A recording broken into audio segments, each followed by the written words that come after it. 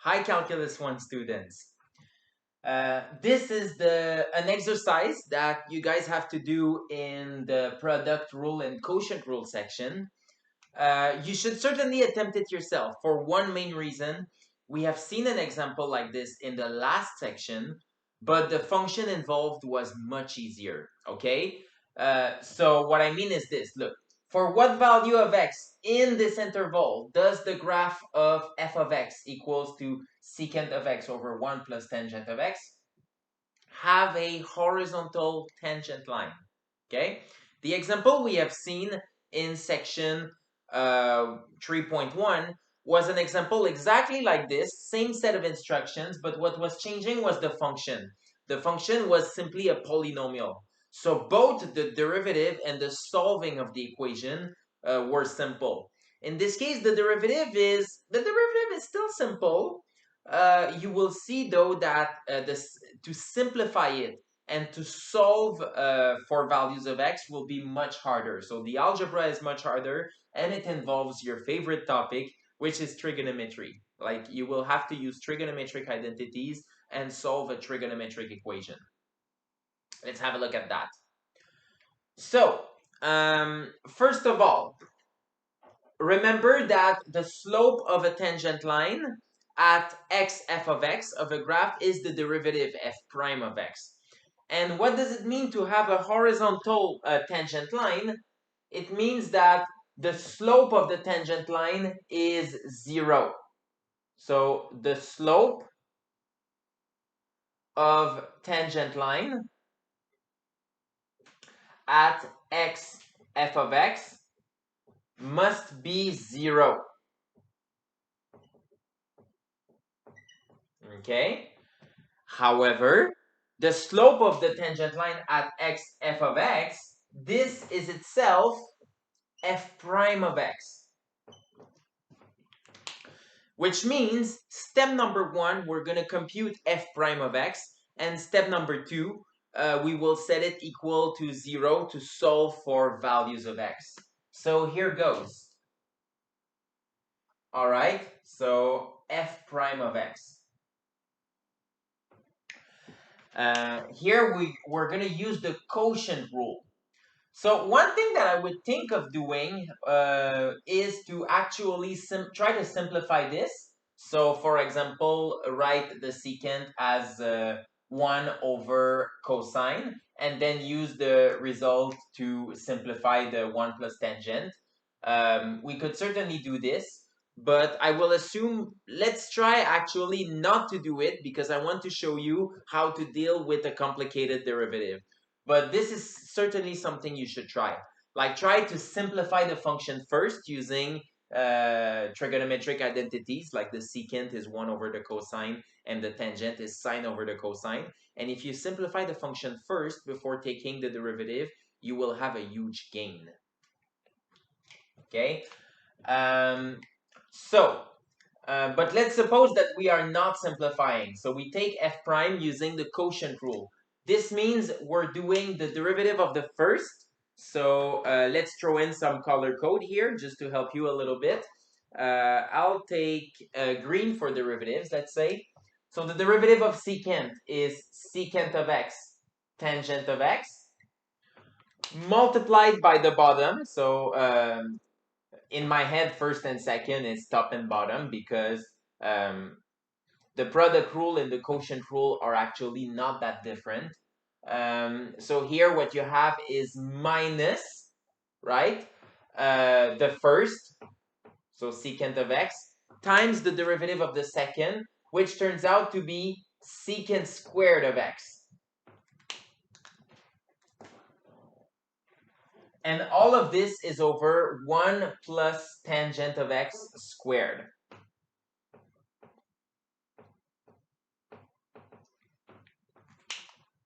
Okay. Now, we want to simplify it as much as we can, because we're going to use this inside of an equation. So it's important that our derivative is as simple as it could be. So the first thing you could notice is that we have a common factor of secant at the top. So first of all, we'll factor it out. But something else that we will do is, as you write the remaining terms, here you will have tangents, and here you will have secant squares. So we want to try to pair them up in one way or another, and this involves distributing the tangent in the first term. So, all right, second step, we factor the secant. So we have here secant of x, and then I'm going to open up a big bracket. I will distribute the tangent. In other words, I will start having tangent of x plus tangent squared of x minus the secant squared of x, because one of the secants have been factored out.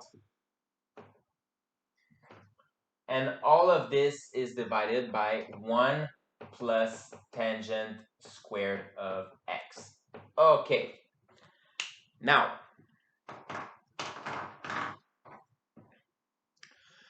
here's the thing. The secant squared here, we don't really like it. We would like to express everything in terms of tangent. In other words, we would like to express that secant squared in terms of tangents. So let's write it down. We would like to express secant squared of x in terms of tangent squared of x.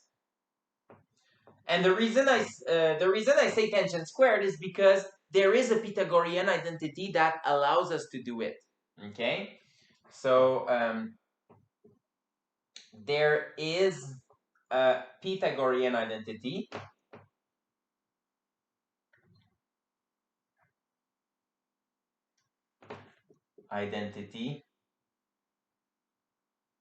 that does it.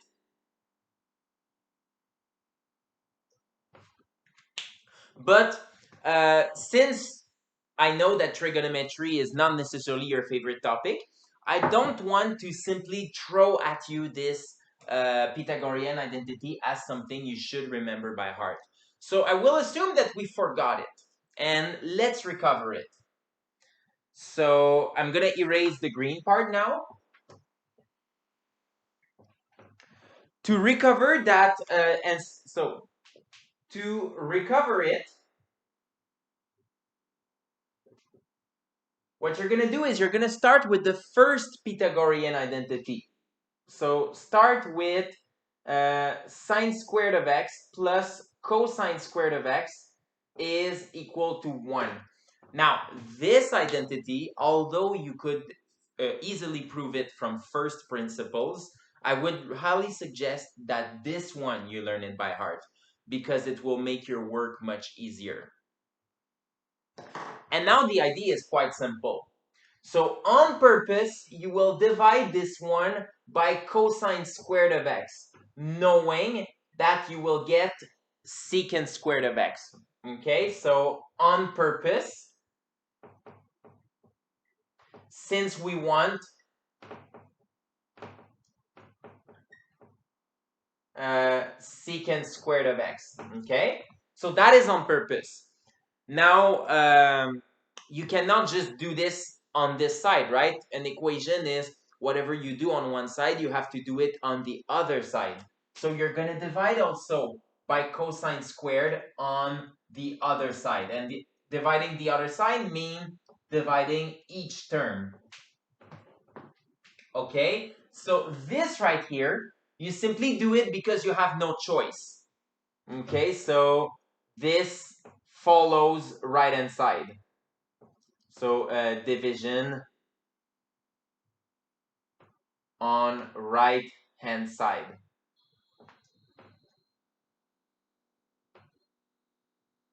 Okay, and now I will erase that step so that we can continue.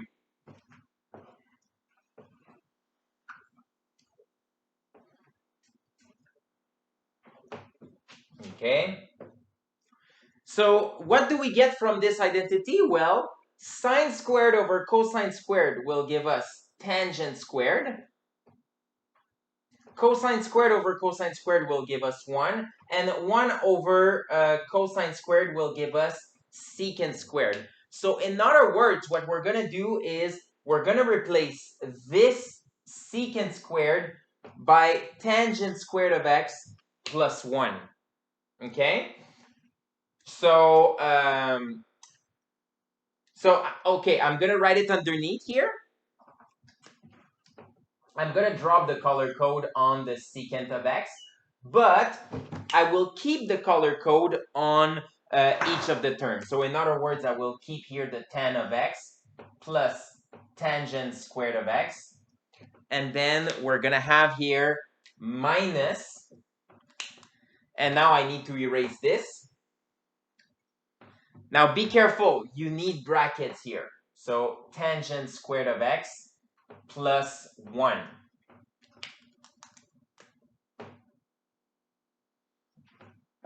And all of this is divided by, all of this is divided by, we have here 1 plus tangent squared. Perfect. All right. Now, the only thing that's left to do is to actually just simplify the inside bracket. So let's do it. We have like tangent squared minus tangent squared. So it turns out that these two terms cancel, right? So we will get here, finally, tangent of x minus 1. And this is over 1 plus tangent squared.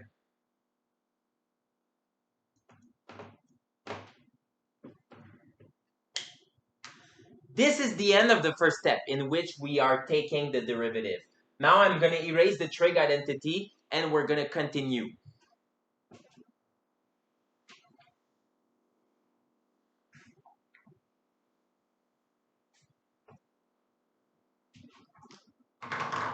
Now remember, from the beginning of the problem, we want the tangent line to be horizontal. So we want the slope of tangent line at x f of x to be 0. So what this means is that we will solve f prime of x is equal to 0 for x. So now that's what we are about to do. We will set up 0 is equal to this result. So secant of x, then tan of x minus 1 over tan of x plus 1 squared.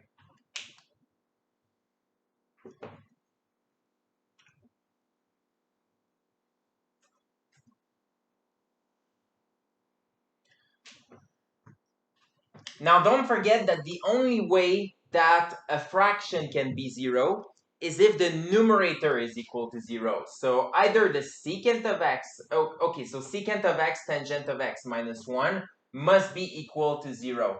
And this means either the secant of x is equal to 0 or the tangent of x is equal to 1. Now what we have to do is to work with both of these equations. So that the secant of x is equal to 0 is actually impossible. And the way we see this is that the secant is 1 over cosine of x, okay? So that would have to be equal to 0. However, again, that doesn't make any sense. Like this doesn't have any solution because it would mean that 0 is equal to 1. So no solution. No solution, but keep in mind to this sub-equation, right? We still have to solve this one. The tangent of x is equal to 1. And here, this is not that hard to actually solve. Okay, so to solve this, what we have to do is to make triangles. So what you will do is you will draw here not really the unit circle. Okay, so here you need to remember your triangles. So you have one that's here for pi over 4, okay? And the tangent, remember that it's opposite over adjacent, okay? Now, if you remember the triangle that is isosceles, will have an angle here that's pi over 4. Okay, so this is the angle, right? The trigonometric values is not pi over 4, but I'm just placing the pi over 4 so that you can see, okay, well, I know that this triangle corresponds to an angle of pi over 4. But you have to worry about the opposite and the adjacent to be possibly negative because we are in circle trigonometry. And the tangent will still be equal to 1 if you are in the third quadrant, because in this case, what will happen is that you will have -1 here and -1 there. So the tangent will still be 1, okay? And you get this angle by symmetry, knowing that this angle is pi over 4. Okay, so I will use green here, I think. So since we know that this angle is pi over 4, we also know that the small angle here is pi over 4 by symmetry. Okay? And knowing that the angle on the axis here is pi, so I'll use red, let's say, I don't really mind. So knowing that this angle is pi, like when you do like half a revolution, then adding these up, you get 5 pi over 4. So from there, you have these two solutions. So the tangent line to f of x, that's equal to secant of x over 1 plus tan of x, is horizontal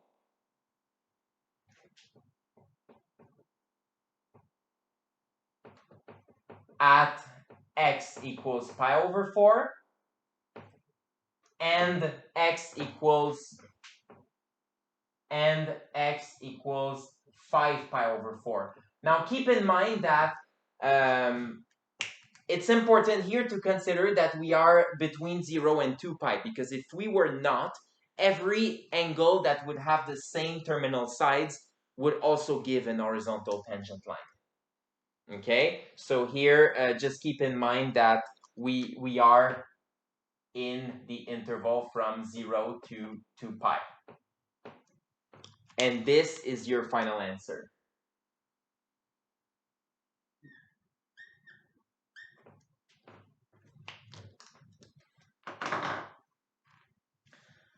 All right, I hope this helps. I realize that it's a little bit of a long video, so I wanted to do it also by simplifying the function, like 1 over cosine, sine over cosine. I would suggest you to try, because I do feel it would be simpler than this, but I don't want to take more time on that video. So see you in the next video or in class.